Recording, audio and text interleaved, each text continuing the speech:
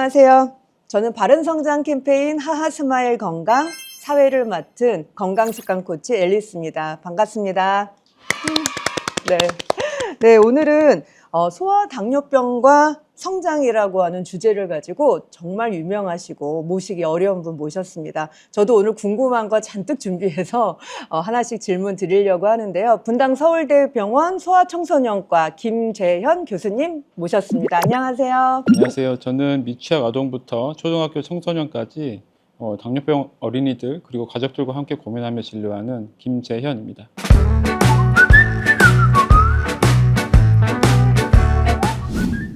교수님 반갑습니다. 네, 반갑습니다. 네, 그 소아 당뇨병과 성장에 대한 얘기를 좀 오늘 해보려고 하는데, 소아 당뇨병을 둔 아이의 엄마들은 너무 고민이 많으시죠. 소아 당뇨병이라고 하는 아이들이 내원하는 아이들 수가 좀 많아졌나요? 우리나라 통계를 보면은 당뇨병은 이제 1형, 2형으로 나눌 수가 있는데 전체적으로 증가를 하고 있는 추세이고, 특히 소아청소년기에 많이 발병하는 1형 당뇨병 같은 경우에는 이제 진행이 좀 완만하게 되고 있기는 합니다. 워낙에 이제 발병률 자체는 증가를 하고 있는데 출산율이 줄어들고 있기 때문에 환자 수 자체가 그렇게 많이 늘고 있지는 않지만 서서히 증가하고 있는 추세이고, 2형 당뇨병 같은 경우에는 비만이 증가를 하면서 최근 들어 좀 급격하게 늘고 있는 양상을 보이고 있습니다. 성인 당뇨하고 이 소아 당뇨하고 차이부터 한번 얘기해 주시겠어요? 소아당뇨라는 말이 사실은 정확한 표현은 아니고 그냥 소아청소년기에 발생한 당뇨병을 그냥 통틀어서 얘기를 하는 거고요. 정확히는 이제 1형 당뇨병, 2형 당뇨병으로 구분을 해서 이야기를 해야 됩니다. 그러니까 우리가 일반적으로 사람들이 이야기하는 소아당뇨병은 1형 당뇨병을 주로 지칭을 하고요. 네. 1형 당뇨병 같은 경우에는 이제 말 그대로 자가면역 질환인데, 유전적인 경향이 있는 아이들이 어떤 외부의 이제 그 자극에 의해서 자기 몸에서 자가 면역 기전이 발동을 하게 되면 그런 과정을 통해서 췌장의 베타 세포를 선택적으로 파괴를 하게 되는데, 인슐린 분비를 못 하게 되는 상태가 되기 때문에 평생 이제 인슐린 부족 상태가 되고 외부에서 인슐린 투여를 해 주어야지 살아갈 수 있는 그런 질환입니다. 반면에 2형 당뇨병 같은 경우에는 이제 성인 당뇨병이랑 비슷하다고 보시면 돼요. 여러 가지 이유가 있지만 그것도 역시 유전적인 소인이 아주 강한데, 소아 비만 이런 것들이 급증을 하면서 이제 증가를 하고 있고, 주로는 이제 혈당을 조절하는 인슐린이라는 호르몬이 문제인데, 그 호르몬이 잘 작동하지 않거나 이제 분비가 조금 절 되거나 이제 이런 상태, 인슐린 저항성이나 외부 말초 조직에서의 인슐린 작용의 저하 이런 것 때문에 혈당이 올라가는 질환이거든요. 그래서 발병 기전 자체는 성인과 비슷하게 된다고 생각하시면 되겠습니다. 그럼 당뇨가 이렇게 늘어나고 있으면 1형 당뇨는 주사를 계속 맞아야 되는데, 엄마들이 아이 성장기에 성장을 위해서 여러 가지 관리할 것도 많은데 이 1형 당뇨 관리까지를 해야 되면 너무 어려움이 많을 것 같아요.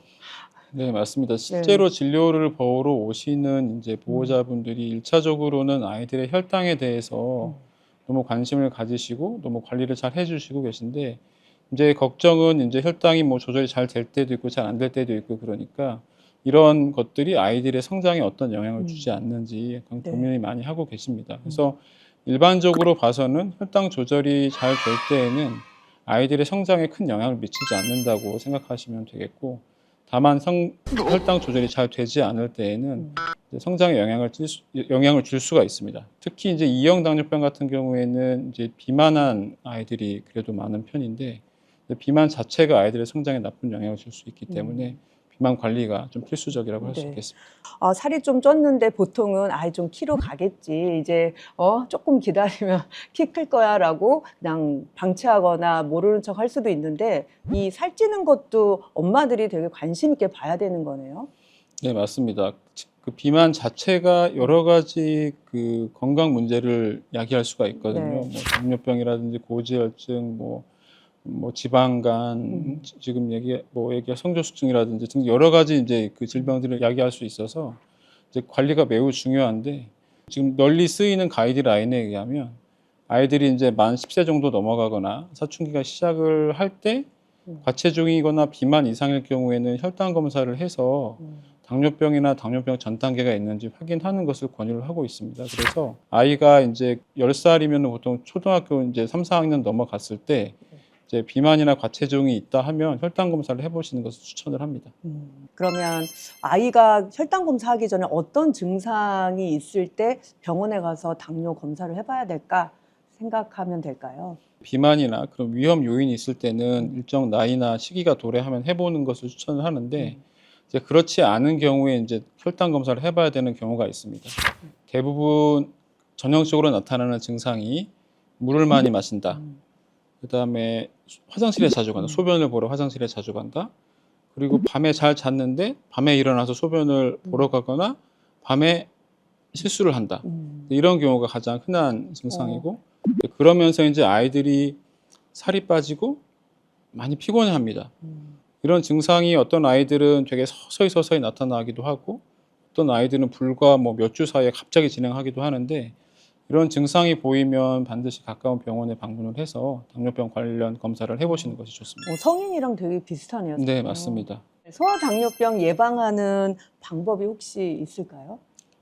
그러니까 당뇨병이 잘 생기는 뭐 유전형 같은 거를 가지고 있는 사람들이 있어요. 그런 사람들이 이제 그 외부에서 어떤 자극에 의해서 자가 면역 기전이 발생을 하면 이제 그 프로세스 끝에 이제 당뇨병이 발생을 하는 것으로 생각을 하고 있는데 그런 유전자형을 가지고 있는 사람이라 하더라도 100% 발병하는 건 아니거든요. 그래서 이제 우리가 뭐 100% 유전이다 그렇게 이야기하는 거는 좀 어려운 부분이 있지만 지금까지 알려진 바로는 그래도 유전성 경향성이 있다는 부분은 사실이고 이제 그렇기 때문에 예방하는 부분이 조금 어려운 부분이 있기는 합니다.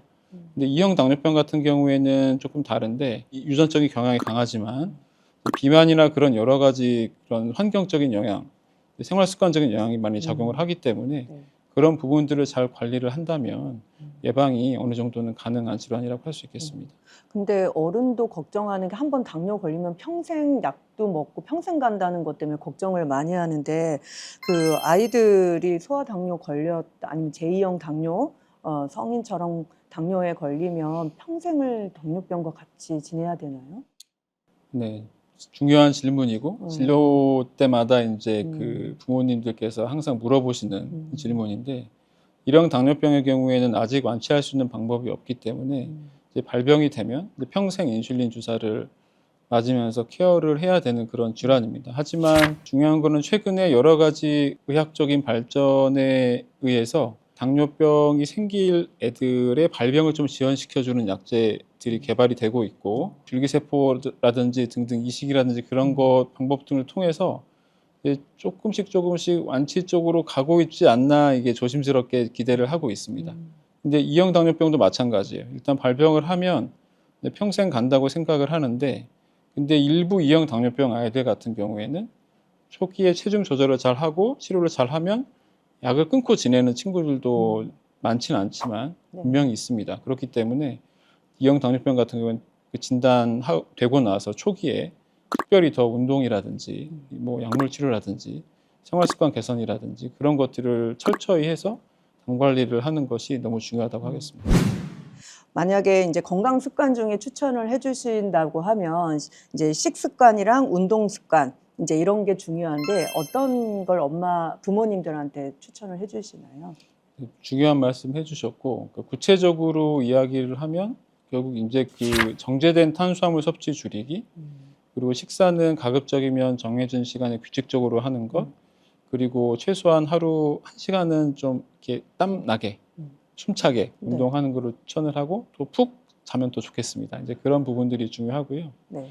그 정제된 탄수화물은 뭐 액상 과당이라든지 음료수 같은 데 많이 들어있는 그런 것들을 피하는 게 제일 중요한 부분이 될 수 있겠습니다.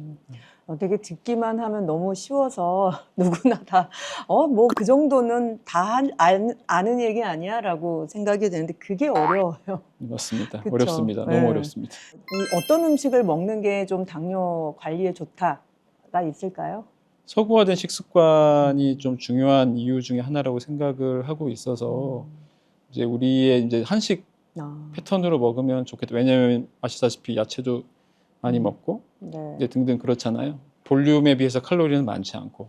근데 이제 그런 소위 정제되고 이렇게 그런 음식들 같은 경우에는 그 볼륨에 비해서 칼로리가 엄청 높거든요. 그리고 이제 그 영양소가 적당히 배분되어 있지 않고 뭐 지방이라든지 탄수화물이 과다하게 되어 있고 그렇기 때문에 저희가 말씀드릴 때는 한식 패턴으로 식생활을 좀 바꿔달라라고 말씀을 드리고 네. 있는데 요즘에 참 어려운 부분인 것 같습니다. 맞아요. 한식이 제일 건강한 것 같습니다. 네. 근데 아이들이 한식을 잘 안 좋아하고 뭐 네. 피자 뭐 시작해서 이런 것 때문에 고민이 많죠, 어머니들이. 이 비만 관리를 위해서 운동이나 뭐 추천해 주실 게 있다면 뭐가 있을까요? 그 당뇨병 아이들 같은 경우에는 사실 혈당이 되게 중요하잖아요.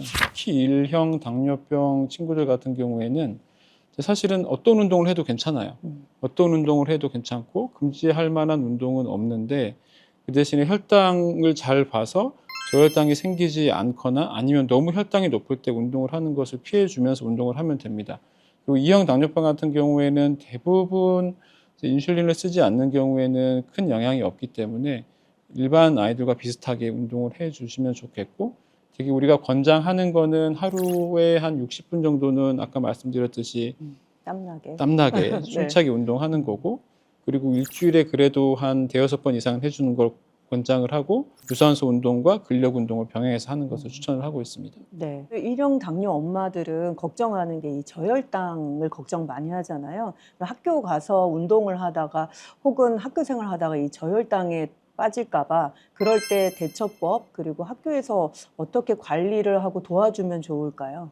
그 아주 중요한 문제이고요. 소아청소년 아이들이 이제 집을 제외하고 가장 많은 시간을 보내는 곳이 학교거든요. 네. 그래서 학교와의 협조가 정말 중요합니다. 그래서 우리가 아이들이 진단을 받으면 특히 담임 선생님, 그리고 이제 보건 선생님, 그리고 이제 뭐 급식 담당하시는 선생님이나 체육 선생님들은 이 아이가 당뇨병이 있다는 것을 알고 계셔야 돼요. 왜냐하면 바로 제일 가까운 곳에서 아이들을 해 주시는 분들이기 때문에 그분들께 이제 알려드리도록 이제 보호자분께 말씀을 드리고 있고, 뭐 학회에서 저희가 뭐 만든 뭐 편지 같은 게 있어가지고 이제 그것들을 이제 제출하도록 말씀을 드리고, 저희가 이제 또 중요한 게 이제 몇 년 전에 교육부, 복지부 그리고 저희 소아내분비학회가 같이 일형 당뇨병 학생 지원 가이드라인이라는 좀 안내서를 만들어서 그거를 이제 전 학교에 배부를 했습니다. 소아내분비학회에서 정말 좋은 일을 많이 하시네요.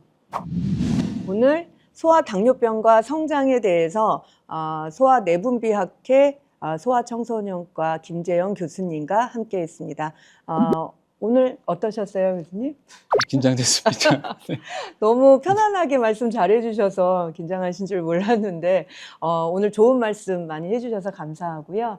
소감 한마디 하면서 마무리하겠습니다. 1형 당뇨병과 2형 당뇨병이 있는 전국의 학부모님들 그리고 학생들, 당뇨병이 있다고 너무 슬퍼하지 마시고 관리만 잘하면 당뇨병이 없는 사람보다 더 건강하게 지낼 수 있습니다. 여러 가지 좋은 치료 방법들이 계속 개발되고 있기 때문에 현재에 충실하게 너무 낙심하지 말고 잘 지내면 좋은 일이 분명히 생길 겁니다. 파이팅! 네.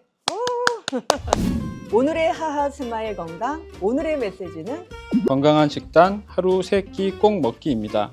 대한소아내분비학회의 하하스마일 건강 캠페인 모두 기억해 주시고요. 더 보기란의 링크로 캠페인 페이지 접속하셔서 알찬 정보 얻어가시길 바랍니다.